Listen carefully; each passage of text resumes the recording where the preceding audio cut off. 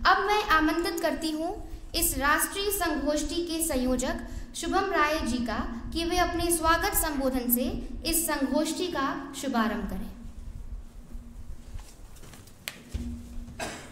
धन्यवाद सुषमा।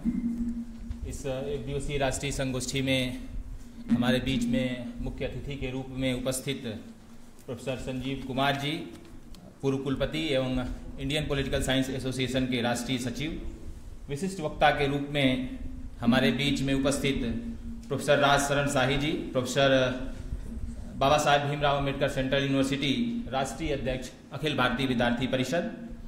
इस कार्यक्रम की अध्यक्षता कर रहे विश्वविद्यालय के यशस्वी कुलपति प्रोफेसर संजीव कुमार जी। मुख्य वक्ता के रूप में हमारे बीच में मौजूद professor Vijayan Pande ji, Indian Institute of Advanced Studies Rashtrapati Nivas Shimla से हमारे बीच में मौजूद हैं। प्रोफेसर संजय गुप्ता जी, विभाग अध्यक्ष राजनीति विज्ञान विभाग लखनऊ विश्वविद्यालय। प्रोफेसर रामहित त्रिपाठी जी, पूर्व प्राचार्य बस्ती एवं अध्यक्ष मंगलम सेवा समिति। यहाँ उपस्थित सभी मंच पे आसीन मेरे कुल सचिव महोदय, सम्मानित शिक्षक साथी, शोधार्थी, विद्यार्थी और सभी कर्मचारी बंधुओं का मैं इस एक दिवसीय राष्ट्रीय संगोष्ठी में हार्दिक स्वागत, अभिनंदन और वंदन करता हूँ। ये विषय राजधर्म से सुशासन तक प्राचीन भारतीय परंपरा एवं आधुनिक प्रशासन, इस विषय की महत्ता कहें, हम लोगों का सौभाग्य कहें, या इस पूरी ऑर्गेनाइजिंग कमेटी की मेहनत, विशेष तौर पे हमारे जो संयोजक हैं सूर्यप्रकाश जी, जिन्होंने ये जो पूरा ताना बाना बना है, ये मान के चलिए कि 90% काम उन्होंने अकेले किया है, 10% हमारी पूरी टीम मिलके की है। तो इस बहुत कम समय में ये कहना चाहूँगा 25 दिन मात्र मिले थे, क्योंकि दीक्षांत हमारे यहाँ था और दीक्षांत के बाद मात्र 25 दिनों में हमने हिमाचल से लेके कर्नाटक तक, बंगाल से लेके गुजरात तक और नॉर्थ ईस्ट के जो हमारी 7 सिस्टर कहे जाते हैं 7 राज्यों समेत 15 राज्यों से अधिक और संघ शासित प्रदेशों को मिला के 100 से अधिक लोगों ने इस सेमिनार में प्रतिभाग किया है, रजिस्ट्रेशन किया है और अपने पेपर भेजे हैं, जो किसी भी नव स्थापित विश्वविद्यालय के लिए एक बहुत बड़ी उपलब्धि है। और जिस तरीके का मंच हम लोगों को मिला है, बहुत समृद्धशाली मंच है। मंच पे 2 संजीव बैठे हैं। कल जब इसकी तैयारी चल रही थी तो विभाग में बातचीत चल रही थी, तो हमारी विभाग प्रभारी त्रिषका जी कह रही थी कि संजीव नाम के व्यक्तियों को मैं असफल नहीं देखी हूं। तो मैंने भी अपनी जो मेमोरी थी उसको रिवर्स गियर में डाला, तो मेरे भी एक गुरुजी थे, 9-10 में मुझे पढ़ाते थे, अभी वो मैथ ही पढ़ाते हैं, टीचर हैं, तो भी सफल हैं। तो 2-4 लोगों को मैंने भी अपनी मेमोरी में देखा, वो काफी सफल रहे। तो मैंने मैम से कहा कि जो खुद दूसरे को जीवन प्रदान कर रहा है वो असफल कैसे होगा। मतलब कि जो दूसरे के हित में अपना हित देख रहा है वो असफल नहीं हो सकता है।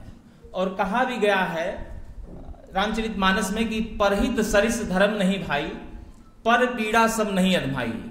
दूसरे के हित से बड़ा कोई हित नहीं होता है, और दूसरे को यदि आप पीड़ा दे रहे हैं तो उससे बड़ा कोई अधर्म नहीं होता है, और वही राजधर्म होता है। जो हमारी भारतीय